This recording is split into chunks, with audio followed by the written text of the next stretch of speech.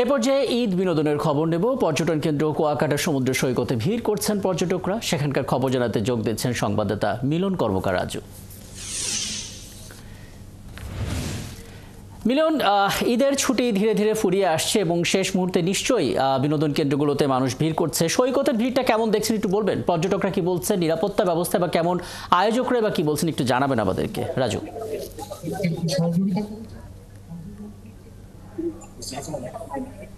ঈদের চতুর্থ দিন আজ, সেই হিসেবে আজ কিন্তু পর্যটকদের গতকাল 3 দিনের চেয়ে আজ শেষ বিকেলে আমরা সেই দৃশ্যটি দেখতে পাচ্ছি। দুদিনের চেয়ে আজকে কিন্তু পর্যটক অনেকটা বেশি এবং তারা যে দৃশ্যটি বলছেন যে কুয়াকাটায় রূপে হাজির হয়েছে, বিশেষ করে শিশুদের কাছে।